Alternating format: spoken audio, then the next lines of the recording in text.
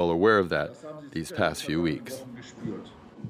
The times are changing, and so is Germany's ambition to become Europe's biggest army in NATO.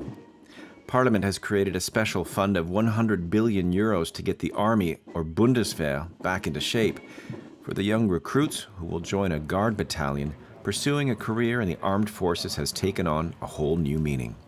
Johann Klein is 17 and says he's found his calling. For discipline, to help those in need, and to keep the peace. I'm proud of him, even if it is a bit worrying at first when such a young person makes this choice, but I think it's the right path for him. But for the Bundeswehr, a giant challenge awaits.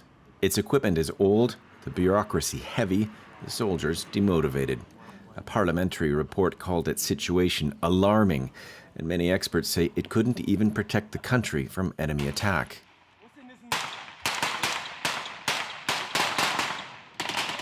For Jens Kubler, the war in Ukraine has brought about a sudden, welcome change. We're going to get the money we need, new vehicles, ammunition, and everything that follows. We're going to get more modern equipment. Lots of things are going to change. We're in a necessary process of renewal. Germany's army officially has 180,000 soldiers, but there are thousands of unfilled positions. So a recruitment drive is well underway. A YouTube series about life in the Guards Battalion is popular among young people. But the Bundeswehr isn't just on social media. It's also looking for recruits at job fairs. It remains high schoolers' favorite employer right after the police. There's a military side of things for those who want to be a soldier, but also work on the civilian side. The Army offers over 100 kinds of professional training courses. They offer training in computer science and social sciences, but also for jobs needed on the battlefield, such as medicine. Nobody wants the worst to happen, but if it does, I could help people, take care of them, and I would be ready to do that for Germany.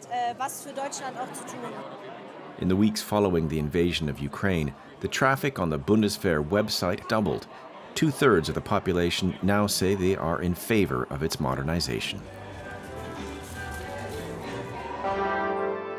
No surprise then that 22 years after German reunification and the end of the Cold War, the Army Reserves were the guest of honor during the German Unity Day celebrations in Erfurt. The reserves are now something exciting. I want to join the reserves in case everything goes south, to help and not just to sit on the couch. The German army now has 31,500 reservists who are occasionally summoned to reinforce active members of the armed forces. The German Defense Minister Christine Lambrecht, come by for a quick inspection, says they will have a newfound importance. We are entering an era where it is important to protect critical infrastructure, but also to develop a certain resilience in society.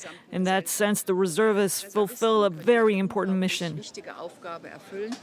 In a country which ended conscription in 2011, these men and women are called upon to fulfill all kinds of important missions on German soil. The Bundeswehr won't give out numbers, but will say there has been a jump in applications. Nobody could have imagined that in these times, someone would change the borders of a country so violently as Putin has done. It's obvious that this has changed the situation. So all of a sudden, people's interest in our ability to defend the country has become much more significant. But in a country that has nurtured a pacifist streak since the end of the Second World War, will this interest for the army last?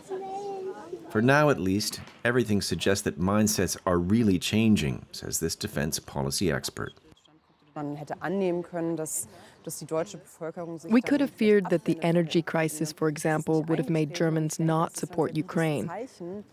But not at all. It's a sign that many Germans have understood what's going on and that the whole security situation